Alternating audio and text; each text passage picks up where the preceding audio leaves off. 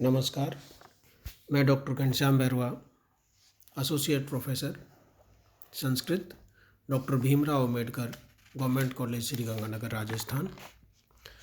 इससे पूर्व के व्याख्यान में मैंने आपको काव्य प्रकाश में वर्णित रस दोषों का उल्लेख किया था और इस व्याख्यान में कहाँ पर रस दोष नहीं होते अर्थात रस दोष परिहार का वर्णन किया जा रहा है।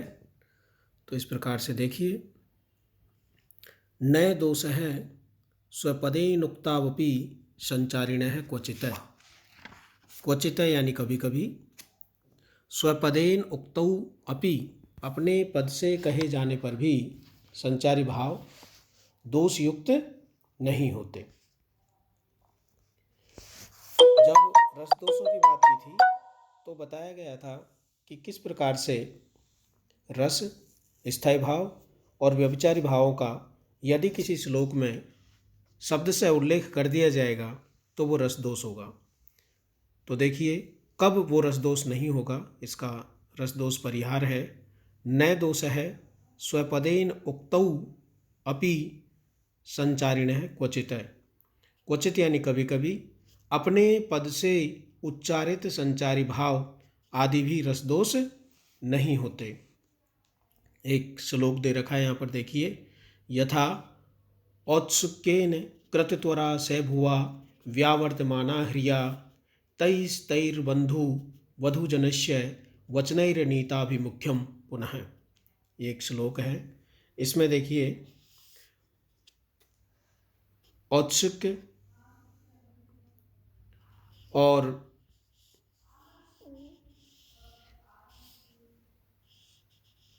सहभुआ ह्रिया व्यावर्तमाना वधू बंधुजनस्य, इस प्रकार के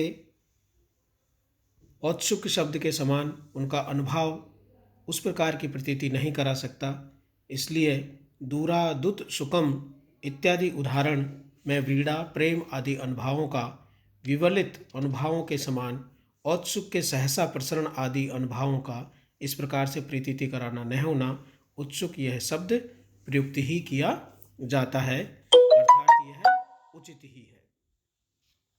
दूसरा देखिए, संचार्यादे विरुद्धस्य बाध्यस्योक्ति गुणावह। संचार्यादे विरुद्धस्य बाध्यस्य उक्ति गुणावह। बाध्यस्य उक्ति प्रकृत रस के विरुद्ध भाव, अनुभाव, संचारी भाव, इस प्रकार का कथन वह बाधित हुआ प्रतीत हो, वह केवल अदोष ही नहीं अपितु प्रकृत रस का परिपोषक भी हो सकता है।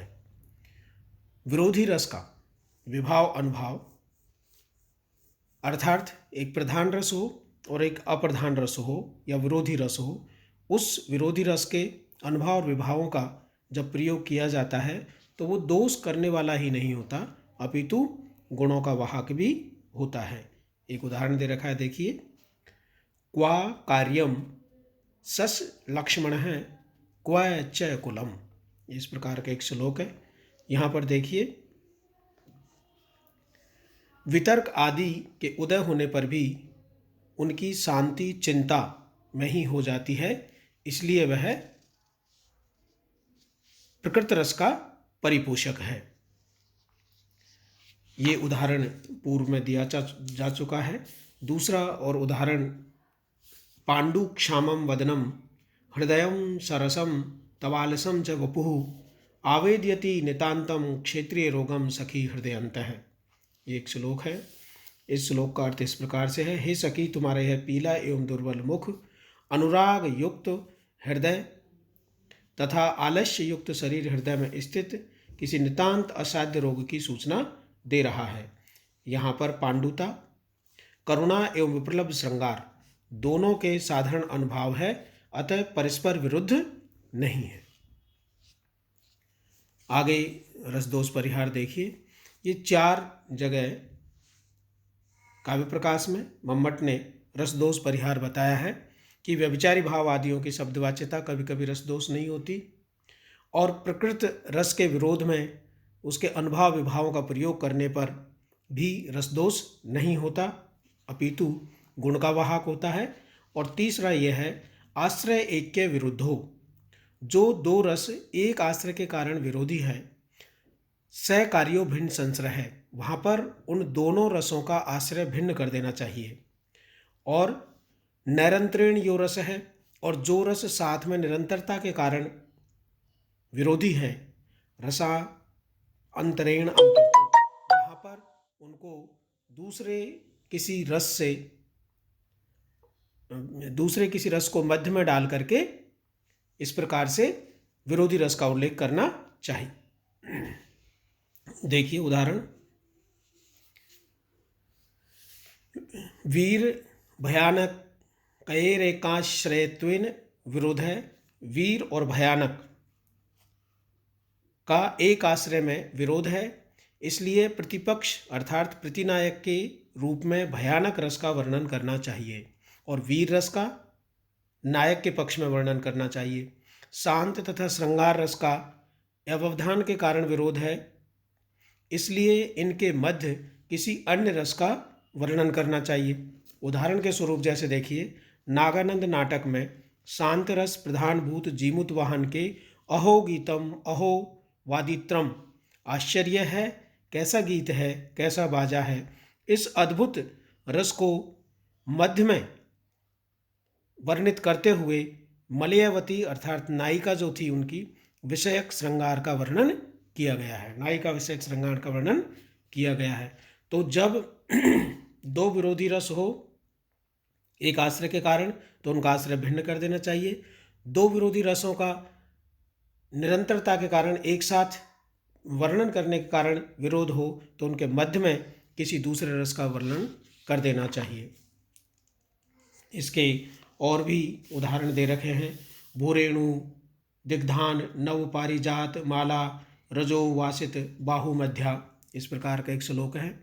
और चौथे नंबर का रस दोष परिहार है, स्मर्यमाणो विरुद्धो अपि साम्यनाथ विवक्षित है, अंगी नंग तुवमाप्तौ यौतौ न दुष्टौ परस्परम।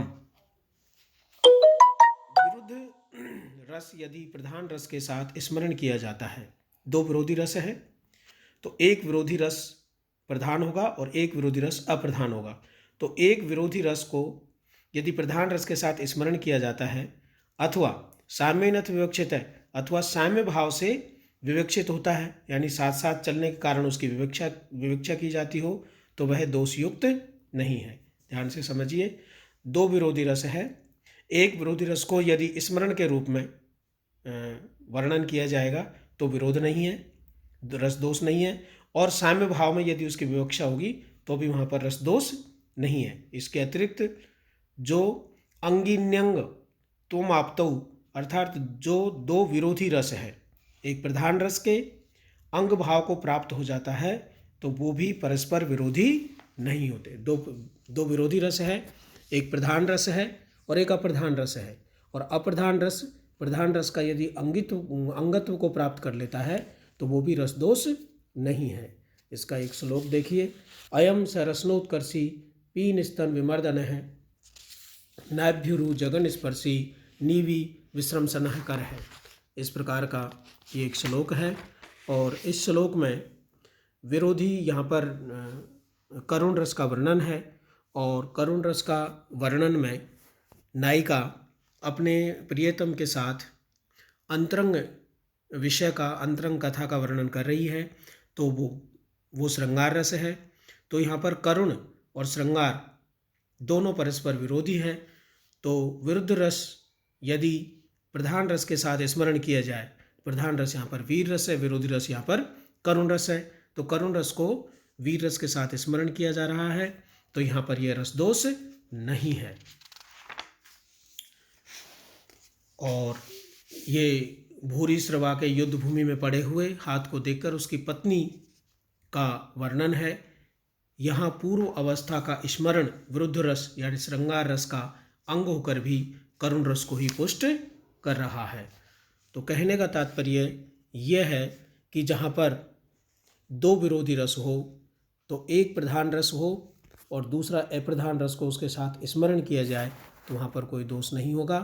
और अंगिन्यंगत्वम आप्तौ, और यदि प्रधान रस का वर्णन हो रहा हो और उसका विरोधी रस उस प्रधान रस का अंग बन जाएगा, अंगत्व को प्राप्त कर लेगा, यौ तौ न दुष्टौ परस्परम, तो वहाँ पर वो दोनों परस्पर विरोधी रस नहीं होंगे। इस प्रकार से मम्मट ने 4 रस दोष परिहार बताए हैं कि कभी कभी व्यभिचारी, संचारी आदि भावों का शब्द से उल्लेख रस दोष नहीं है। और दूसरे नंबर पर बताया है कि संचार्य आदि विरुद्ध बाध्य शुक्ति गुणा वहा, विरोधी संचार्य आदि का वर्णन करने पर भी वह कभी कभी रस दोष नहीं होता। और यदि कहीं पर एक आश्रय के साथ 2 विरोधी रसों का होने से रस दोष है तो वहाँ पर आश्रय भिन्न कर देना चाहिए। और यदि निरंतरता के कारण है तो उनकी निरंतरता के मध्य में किसी अन्य रस का उल्लेख कर देना चाहिए। और इस प्रकार से स्मर्यमाणो विरुद्धोपि साम्येन विवक्षितः अंगिनांगत्वम आप्तौ यौतौ निर्दुष्टं परस्परम। और यदि 2 विरोधी रस है तो एक प्रधान रस के साथ यदि उसके विरोधी रस का स्मरण किया जाएगा तो वहाँ पर रस दोष नहीं होगा। और एक प्रधान रस के वर्णन में यदि अप्रधान रस का वर्णन किया जाएगा तो वहाँ पर भी रस दोष नहीं होगा। धन्यवाद।